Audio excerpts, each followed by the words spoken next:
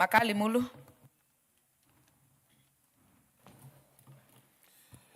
Yeah, thank you so much, Honorable Speaker. Honorable Speaker, I really appreciate this opportunity to also make some comments in relation to the 2026-2027 annual budget, Honorable Speaker. Honorable Speaker, my chairman and the vice chairman have talked more about the figures, and the only figure they have not mentioned, which I would want to mention, Honorable Speaker, for purposes of policy level, is the public debt. In the budget, Honorable Speaker, the public debt this year is going to be 1.11 trillion. So, Honorable Speaker, you realize that it is the first year in the history of Kenya that public debt has crossed the 1 trillion mark. And if you look at the report which was tabled by the Committee on Public Debt and Privatization, Honorable Speaker, this matter as a country, we need to pay a lot of attention on in terms of how to manage this particular public debt. Looking at the figure, Honorable Speaker, of above 1.1 trillion in terms of borrowing, Honorable Speaker, you realize in terms of consolidated fund services expenditure, Honorable Speaker, it has also moved to about 1.15. And out of that figure, Honorable Speaker, interest alone is 1.11 trillion. So you can see, Honorable Speaker, we are paying a lot of money in terms of interest. And what this has done, Honorable Speaker, it actually makes our fiscal space be very limiting. So that's one of the challenges we are facing as a country, that our fiscal space is so restricted to an extent that then you don't have a lot of resources, Honorable Speaker, to spend in terms of taking care of needs of the country. Honorable Speaker, the other matter which I think is critical is the issue of pending bills.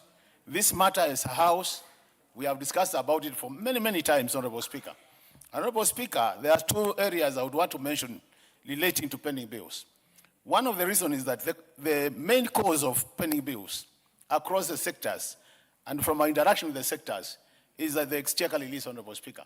That we are budgeting, but when it comes to the actual money being released to the MDS to do the work, there's a challenge. And what that has done, Honorable Speaker, it has pushed the pending bills to be very high. And it's time we started also a serious discourse on pending bills. What happens, Honorable Speaker, when you have such a huge pending bills in a country like ours, then you stifle the economy in terms of growth, that money is not really in circulation, and as a result of that, then not many economic activities are happening. And when you are talking about projecting high economic growth, and at the same time having high pending bills, Honorable Speaker, that does it much well. So it's important we address this matter. The other matter, Honorable Speaker, which is also important, and we have picked from our discussion with the departments, is that we have so many uncompleted projects all over the country, Honorable Speaker. And we have been saying, if we really want to help this country, instead of having so many uncompleted projects, and when it comes to budgeting, we spread all the resources thinly to all the uncompleted projects. I think it's time, Honorable Speaker, we started now identifying projects with huge impact to the economy. We complete them, and if we phase them out, over time we can actually be able to complete all these projects, and then Kenyans will be able to get value for money, and we'll be able to improve the lives of our people.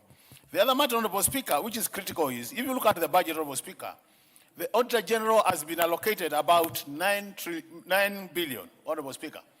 And what has happened over the years, the Office of the Auditor General has been generating very important reports with very important recommendations.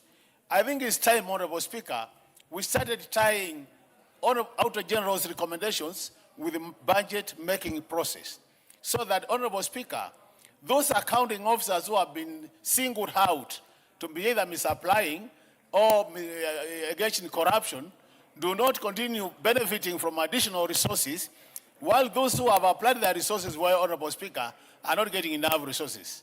And Honorable Speaker, that's why I'm saying, even at the county level, as you look at the formula for allocation of resources to county level, it is important, Honorable Speaker, we reintroduce the part of fiscal discipline as a factor in determining how much a county gets. In that case, Honorable Speaker, we improve use of resources and we'll be able to help the country. The other issue which is critical, Honorable Speaker, and this really continues really becoming a challenge in this country, is the issue to ensure that we mainstream equity issues in the budget making. So that, Honorable Speaker, when we are talking about budgeting, that all parts of this country, there will be seen to be equity, and not even being seen to be equity, Honorable Speaker. Equity is also being practiced in the budget making process.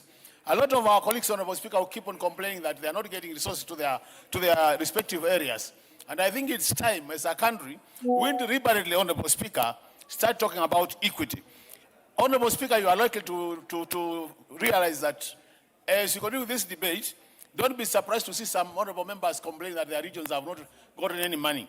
And where they have even gotten money, Honorable Speaker, a time will come when through supplementary budgets, those resources are also removed. So, Honorable Speaker, what am I recommending? I'm recommending that, Honorable Speaker, from the word go, we look at equity issues at the time we are making our budget. And even when money has been put, Honorable Speaker, we try as much as possible to protect reduction of these resources through supplementary budgets, ensuring that equity is there. Honorable Speaker, I want to give you an example. If you look at the budget for Konza City now, and I want to thank the Budget Committee and the department in charge of Konza City, they have actually put a lot of resources for Konza City to make that this city becomes operational. And this is a very good decision, Honorable Speaker, because Konza City, once it becomes fully operational, is supposed to transform this economy in many ways. That being the case, Honorable Speaker, over the years, at the level of annual estimates, we put resources for Konza City. But during supplementary budgets, we reduce all that budget. So at the end of the day, you find you had very good intentions at the start, but towards the end, you can't implement those intentions because the budget has been reduced, Honorable Speaker. The other point, Honorable Speaker, I wanted to talk about is what I was saying, Honorable Speaker, is the issue of the contingency funds. If you look at the contingency funds, and you remembering what the chairman said, Honorable Speaker, this year, the budget is being prepared under very strict external conditions, Honorable Speaker, looking at what's happening out there, the war in the Middle East, and so many other external factors, Honorable Speaker.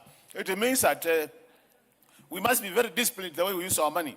And that being the case, Honorable Speaker, there is need then to provide much more resources to take care of any emergency contingencies, Honorable Speaker. Because when things work the way they are likely to work, Honorable Speaker, we are likely to face a lot of local challenges, what we call local emergencies. And that being the case, we can only address such emergencies through the contingency fund, Honorable Speaker. So we have now reduced from 5 billion to 2 billion. So in case there is improvement in the revenue collection, Honorable Speaker, this is an area I think we need to push slightly much more money so that we help the country. Honorable Speaker, we are putting resources in quite a number of sectors. But still, I think these sectors, we need to really focus on them so that in case we get additional resources, Honorable Speaker, we take care of them. The first area is capitation, Honorable Speaker. We are still facing challenges. The second one, Honorable Speaker, is health issues. We are still having serious challenges with health issues.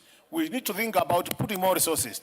The other issue is education, more so examination department, Honorable Speaker, where our people are supervising exams, but they are not being paid for those services. So we need to improve our national examination allocation.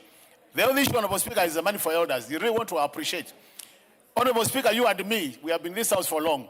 And you remember every year there is a motion about giving some stipend to the village elders. I'm so happy that this is the first budget. We have now put resources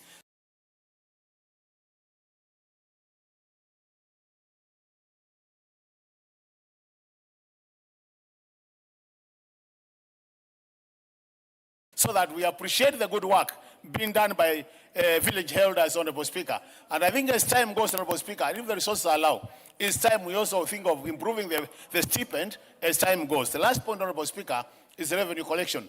We are realizing very low revenue collection, Honorable Speaker, and KRA needs to up their game. We have given them resources so that they are able to up their game. I hope the resources which have been given to KRA, Honorable Speaker, will be utilized properly so that we collect enough money for this country and we reduce our public borrowing, Honorable Speaker. With those many remarks, I support and I thank you for the opportunity, Honorable Speaker. Thank you so much. Very well. Vice Chair, Administration, D. Doraso.